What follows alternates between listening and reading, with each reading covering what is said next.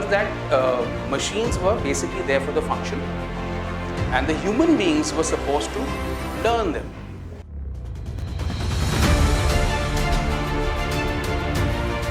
There's a reason why he built this.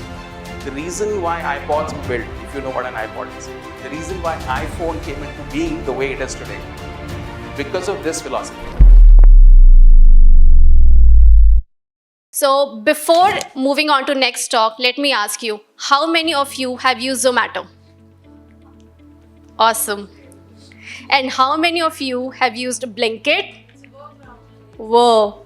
So our next speaker today, I'm delighted to host Joy Banerjee, Vice President of Design at Blinkit.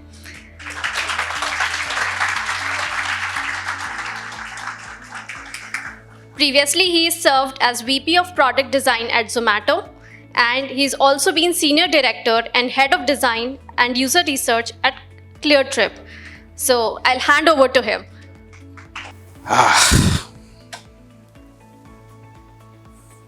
So the one before that, was very interesting, but this is going to be very non-tech.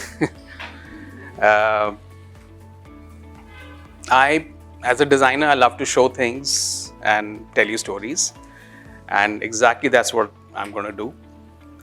And before I start telling stories, I think one of the first questions, and that's something that's intrigued me for the last 30 years that I've been working, is, are we really designing machines, or are they designing us? Right? It's a very fundamental question. I think you should hold that thought throughout this presentation, because this really is not a presentation about technology. It's a presentation, or it's a thought process which investigates power, agency, right, and identity. Right. So these are some of those terms. I think they'll become clearer as we go through the presentation itself. Because if you go back throughout the history of how we built machines, and now of course computers and AI agents and whatnot, is that every interface that we have with these machines is some sort of a negotiation. And all these beautiful algorithms, they're not really mathematical models. They are value systems. They contain a lot of biases, right? So a Google search actually should not be called an algorithm, because it's tons of stuff in it. There's a lot of things which are projected onto it, right? And also most of these smart systems, they make a judgment call. They make a lot of these suppositions about you, what you should be doing, what you should become, right? It's that relationship that I'm going to investigate through the lens of design, right? And just let's go through. One of the things that you'll notice throughout these 4 phases that have sort of artificially carved out is that the choices that designers have made throughout the last 70, 80 years has shaped not only the machines that we built, but has also shaped us, right? I've sort of taken a cut in 1940s. That was much before my time, even though I look like I came from there. But this was the time when machines expected us, human beings, to adapt. In fact, in India, we even have a puja called Vishwakarma Puja, where tools and machines are worshipped, right? It's a very interesting construct. Think about it. We put our machines there, right? They could do so much more. So this was also the time when we actually established a construct called blame the operator. If something went wrong, it was the guy who was holding the, the tools or the buttons. He's the one who's wrong. There, you would also hear a lot of times pilot error, even in recent times, right? So the philosophy was that machines were basically there for the function, and the human beings were supposed to learn them. And it did not matter how stupid those machines were, how difficult or how unintuitive the interactions were, human beings were supposed to learn them, right? And this was the time of, I don't know if any of you have ever used a Windows machine, Windows 95, very cryptic error codes. You could barely understand anything, and very violent also, by the way. Very complex controls, I'm going to show you some. And the whole assumption was that a well-trained human being, like the old SAP, I mean, they had to charge you to learn their system, could understand the machine and make it work. This was also the time when there were these thick user manuals. I don't know if they're there anymore, but massive user manuals would come with most of the machines. I don't know if you ever heard of something, maybe your parents have, something called a VCR. It used to have so many buttons, out of which only 2 or 3 were useful, and a massive manual to go with it. Anyways, so where I'm going to go is actually start looking at some of the very interesting and very, in fact, I would call the inflection point of where we started thinking that, yeah, let's not keep just blaming the human beings, let's be kind to ourselves. We have our limits. Let's start making machines work better. And for every such good thought to come in, we usually need a disaster, right? So one of the disasters was again in 1940s, the time of the World War. So there were planes, there were B-17s, bombers, American planes, that were landing and then crash landing. That's a very beautiful story about that. I'm not going to be talking about that, but that led to a lot of changes that are still on our machines right now. The more interesting was a 3 Mile Island disaster.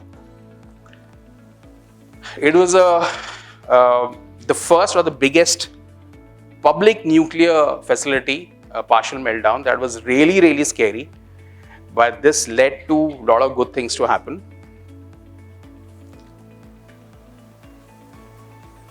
It was shut down, the entire thing was shut down just, I think, pre-COVID. And it's going to be on again in 2027. And for what? Microsoft is buying it because they need power. Anyway, so this is 3 Mile Island. This is Susquehanna River.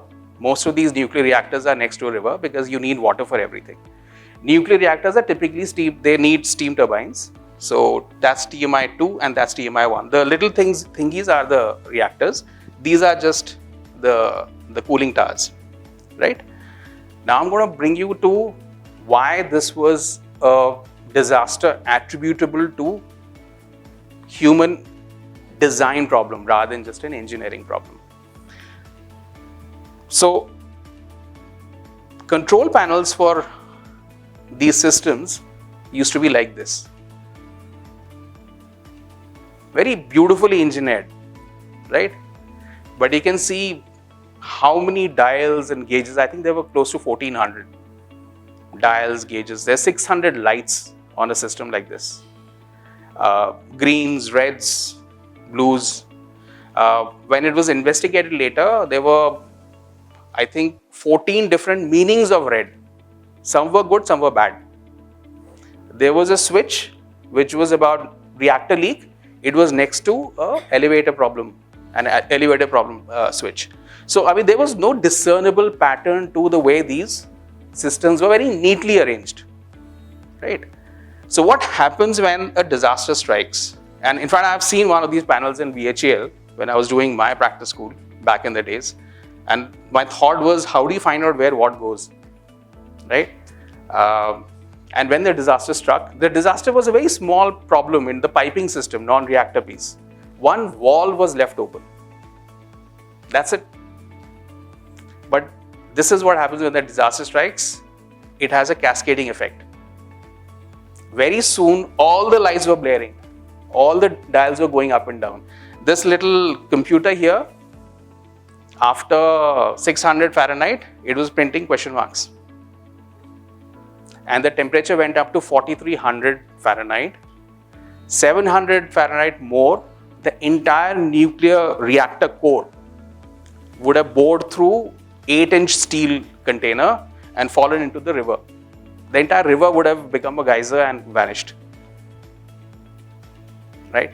Anyways, some of the reactors, actually radiation did happen, but it was not fatal enough, at least. But they shut it down, at least the TMI-2. And by the way, the recovery of the disaster was nothing. It was little switch that was showing intent. It said the wall was closed, but it was not. So one guy decided to just go back and check, and he saw, okay, it's just saying it's just merely showing intent, but the action hasn't happened. He flipped the other switch over. That's it. It worked after that. What is very interesting in this entire case study is the plant worked beautifully. It was really well engineered. Most of these systems have a very high factor of safety. If people did not touch it when anything happened, it would have taken care of itself. Problem is that we meddle with it. The machine could not understand the human mind, and we guys could not understand what the machine would do. Right? The interface was completely broken. And that's because, I'll keep using this term again and again, there was no apparent mental model. Now, I'm going to come back to mental model a little later. It's one of the most important things in all interfaces, all design work that we do, right? Now, let's come to 1980s. This is when, and very true, AI has been there forever. 50, 60 years, neural networks we've been working on. It's not new. But anyways, from the 1980s, a very significant thing happened when we started thinking human-centered design. When we started accommodating for human fallibilities and our cognitive limits, right? So this is where the emergence of human factors engineering, ergonomics, these systems starts coming into play. And this is where the designers started actually understanding psychology. So the thing is, every previous era set up the laws and systems for the next one. So what happened in the 40s actually helped us build what happened after the 80s.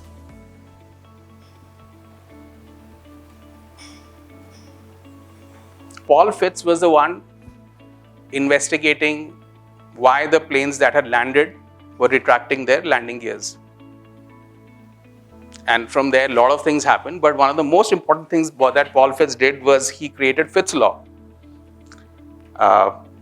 So anyways, you can go back and check upon Fitts' law. It's one of the most beautiful predictive model of human movement for mouse. So the mouse came, and the way the mice moved was based on Fitts' law, right? So it just meant this. Anyways, this era was all about looking at human beings, understand that they are typically distracted. Most of us build our interfaces and design sitting in a nice cushy AC offices, like even we do. But when I build a software for example, my delivery rider, this India has massive lights, tropical. The screens are typically broken, right? Their eyesights are bad, having to work in the sun all the time. So making a beautiful interface sitting in a nice cushy AC operated whatever pleasant ambient lighting does not work, right? Anyways, coming back to the story, there were a few engineers who asked a very basic question.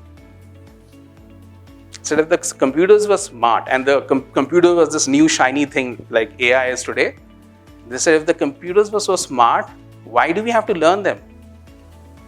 Exactly my question also when I started using computers. I said, why do we have to learn them?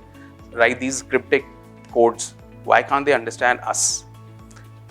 This is actually a seminal question that led to what AI is today. So these guys, they started, and this was really early in the emergence of computers, they started teaching these silicon chips about human beings, right? How we labor for our livelihoods, how we doodle, how we dream, how we make mistakes. We make very predictable mistakes, by the way. And at the end of it, they created a computer that was so personable, so affable, that you could literally shake hands with it. Any idea which computer was that? It was this. So two Steves, Wozniak and Jobs. When this computer booted, I was lucky to start my design on this. This little thingy. I should have bought one. Very beautiful computer. It started with that smiley. And it always said hello. See, none of these things are just like that. There was a reason why he built this. The reason why iPods were built, if you know what an iPod is. The reason why iPhone came into being the way it is today. Because of this philosophy, that smiley. And this was phenomenal. They never used a dot matrix printer. It started with a laser printer. WYSIWYG printing. WYSIWYG, what you see is what you get. And in 80s, 90s, we were using these computers. Right? But now let's come back to something even more important that these guys did. We are all using it without realizing where it comes from. So they were the first guys to use graphical user interfaces. Before that, there was this cryptic little line where you had to just start typing something. Right? And what they did was, they built a mental model. When we do something repeatedly, we tend to understand what something would do next. And that's what starts forming a mental model. If the mental model is grounded on something that I already know, it's very fast to pick up on. So what these guys did was, they went into, these are basically business machines. They looked at a desktop, actual desktop, not this desktop, physical desktop where people worked. It had mails coming in, physical mails, out, drawers, files, folders, a calculator, even a trash can. This trash can is not really very common in India, but if you went to the US, you'll see these silver trash cans. Right? So they built this entire mental model, and this is what carried on. Now, when Microsoft came in, they wanted to use the same, but they just called it Windows. Right? So this is how mental models work. When a mental model has actually two parts to it. There's a superficial model, this interface, and there's a systems model, right? So for in a car, the internal combustion engine is a systems model that's inside it, the way the car works. An ICE engine is very different from a battery operated cars, electric cars, right? But the interaction model for both these cars is the same. It'll always have a steering, brake, HMI, etc. Right?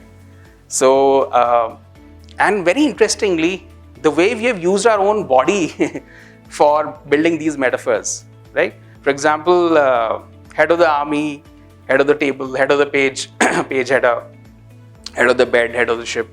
Then we have cliff faces, face of a crystal. So everywhere you'll see human bodies have been used. Eye on the potato, right? Eye of the storm.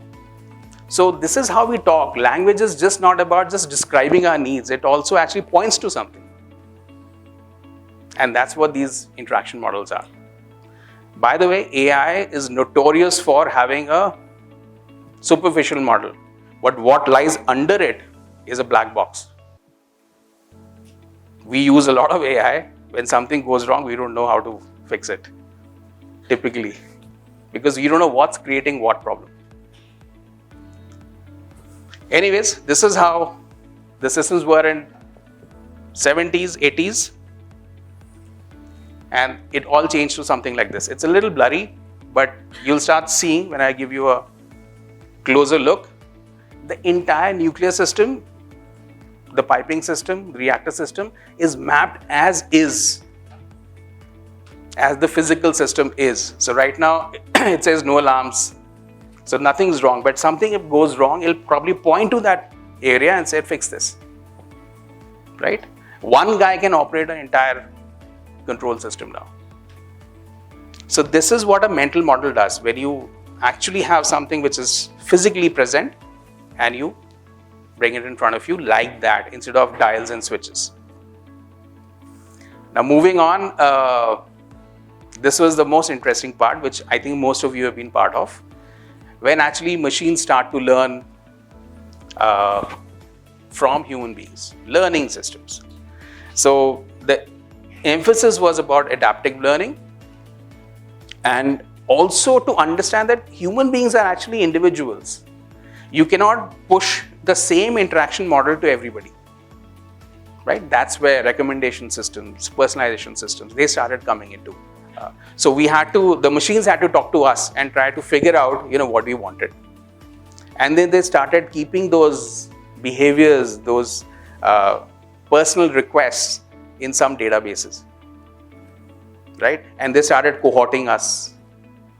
You shard those databases and say, okay, this guy likes pet food, send him more, etc., etc. It was very, very spooky initially in the days of Google. You search something on, say, Google, and then your Gmail would be filled with those ads. It's got much better from that.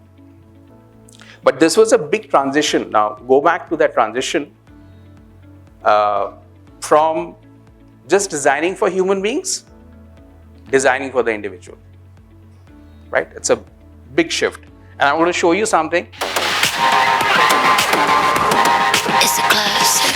Sit up and pay attention. Part of a new dimension. Beyond our comprehension. Boom, boom, boom, goes the dynamite. Look at those lines, look at those curves. One of a kind, gotta have it, looks like magic. It's a classic. It's a classic. Check it out. It's a classic. Check it out. Check it out.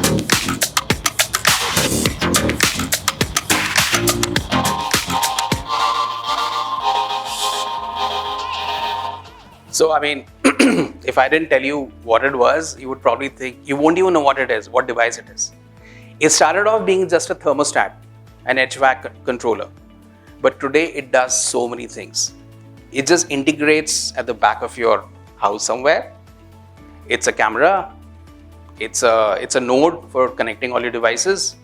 It's a security piece. You can you can see what's happening outside. It can shut doors. It can open doors. It can switch off light, switch on light. It can tell you there's going to be storm outside. It can adjust your thermostat. Of course, that was the primary. But it can also play music for you. It can dim your light for a candlelight dinner. It can do tons of stuff, right? That's where these little devices are becoming ubiquitous. The idea of ubiquitous computing has been there for like 30, 40 years. But these systems are not coming in. They're coming embodied with a lot of AI. Interestingly, again, none of these ideas are new. So, data rams, if you've ever used a hair, blower, or any kitchen utensil, some of the best designs were built by Dieter Rams, a German designer who was head of design for Braun, or whatever you want to call it. And he was a minimalist, and he created these beautiful, this is a transistor from 1958. Johnny Ive, head of design for Apple, literally copied everything that Dieter Rams did. So then iPod, that looks like a lost prototype from 1950s. iPhone sort of came after that, right? And many other things.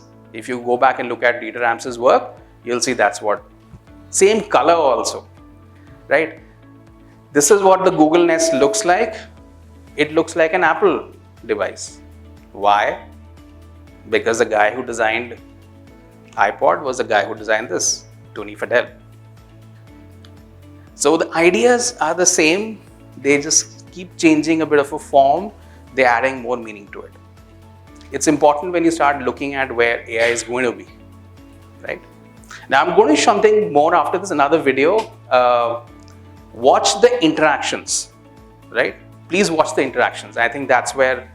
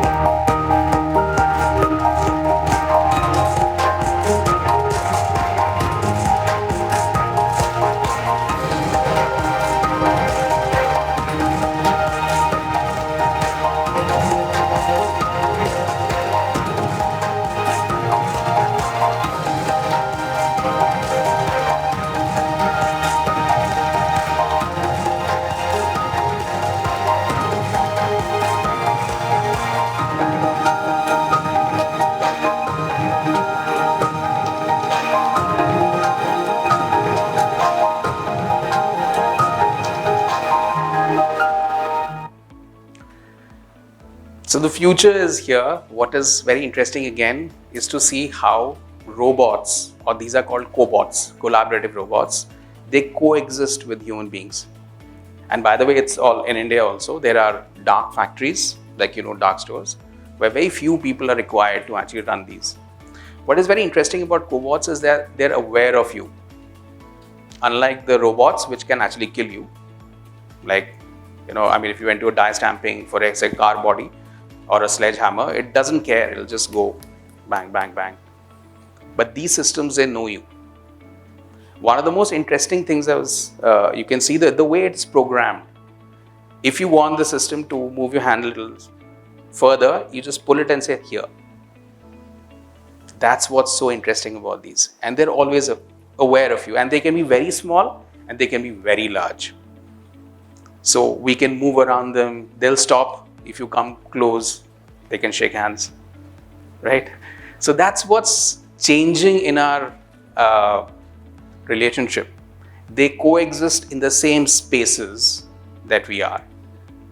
And they learn from us. And to make them understand what we need, we don't have to write tons of code. Right? We can show them. That's where this piece is changing. Now that comes to the future, 2020 onwards. I think this is the one which I know least about. But given how things have been and the thread of this conversation, I think this next 20 years is going to be about shared agency, right? And a lot of partnership. Some things can go rogue, yes, but a lot of it is unfounded. I think there's going to be a lot of effective collaboration between humans and machines. But you see, fundamentally, what is trivial for us is very hard for even the current pace of AI. I'll just give you an example. Just some time back, there was this meme where this guy put a little prompt in 2 different LLMs. He said, my car wash is 5 minutes away. Do I drive there or do I walk? So one of them said, 5 minutes, just walk. It missed the reference that it's a car wash. The smarter one said, no, it's a car wash. You have to drive there. You can come back, take a sip of coffee, go back again. And so that what seems very trivial has to be understood. But I think it's going to get better and better, right? And we will share space. Now the relationship is where you share space. Anyways, the Hollywood has been scaring us with these robotic presence for many, many years. But now it's really true. So we will have, sometimes you probably won't be able to understand whether the person in front of you is really all carbon or steel, right? But I'm going to just again go back. You'll keep seeing shifting references in time. This is the Da Vinci surgical system, right? And this is from 2000, yes. FDA, it was approved then. Millions of surgeries, I think over 10 million surgeries have been done. So these are the doctors and that's where the surgery is being done. You said, what's the point?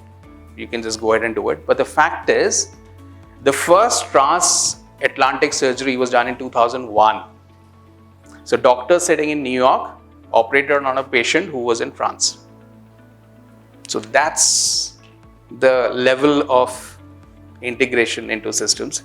There are problems, obviously, the haptic feedback to understand how tissue is. So it's killed a few patients. It can burn through or it can puncture something, but it's getting better. But this was like, it's been there for 20 years. It's done millions of surgeries.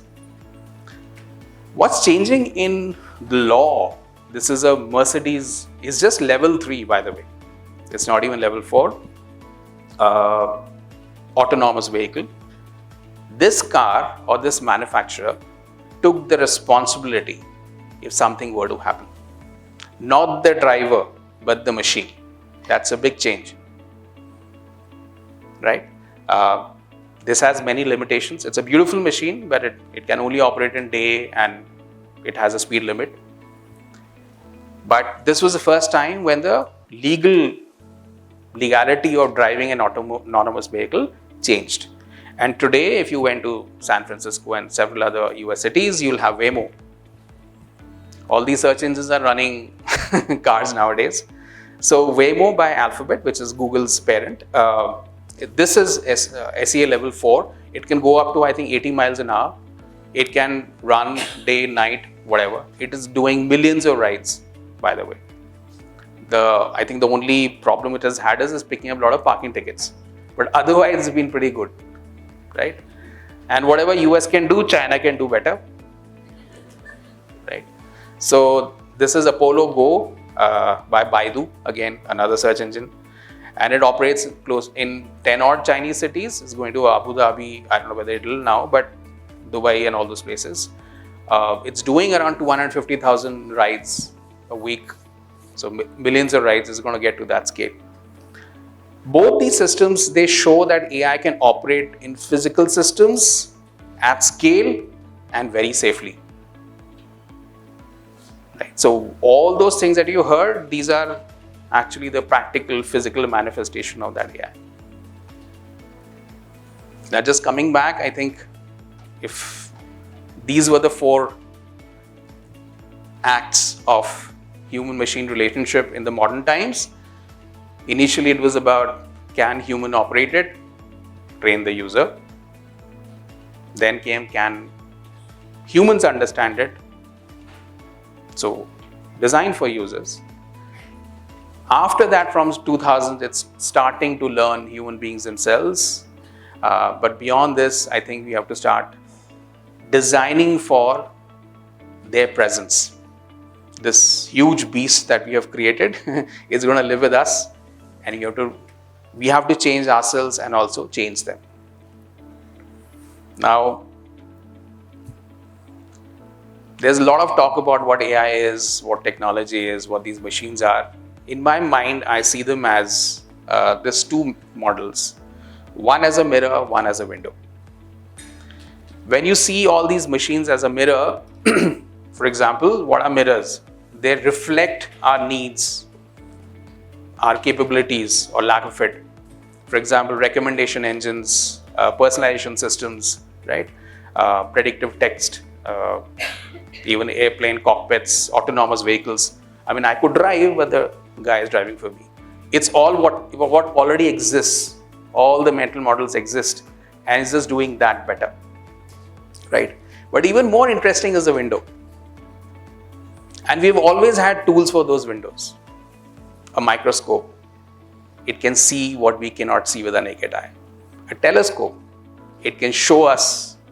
So there's a probe which is out there beyond our solar system looking at the world that we can't look at ever, right? MRI machines, simple things used every day. It can look inside our body and tell us things. So a window can show us what we didn't know existed. I think that's where absolutely the first theme of this entire presentation was, why do we love our machines? In my mind, we love our machines because they extend us, right? They take our intentions and project them into the world with more power, more precision, and sometimes with more beauty, right? I think most of the modern AI systems, they oscillate between these 2. So a lot of these machine learning models, they're all about mirroring what we need. But there are these generative systems that are looking at a window, right? And I think the real question today is, are we continuing to build machines that reflect our limitations or the possibilities that lay ahead, right? And with that, I'll just hold this. I hope it just sparks some curiosities, because I'm mostly a provocateur. Most of it could be all nonsense, but I think we can go back and actually look for some of these ideas and thoughts and just see where your role is, because the theme is She AI. By the way, this is how the narratives are. The first PhD in computer science was a nun. It was a she. It's just that the narratives have changed. In Blinkit, head of search is Devyanshi. Most of our PMs, senior PMs, actually are women. It is said in China, by the way, a lot of top PMs are actually women. And there's a need for that. I'm just not saying for the heck of it. These questions that I'm asking today, sometimes men forget to ask. They just love the technology so much, they just go blindingly into whatever it can do. Those questions must be asked. The ethics of it, the morality of it. Are we even aware of what reality is? So the basic Upanishad says, neti, neti, not this, not this. Right? Everything that we can see is trivial. What we cannot see is important. So if you want to take a bet on where the new AI is, the AI that you cannot see is the real deal. The AI that you can see is a fancy search tool. Yeah, thank you.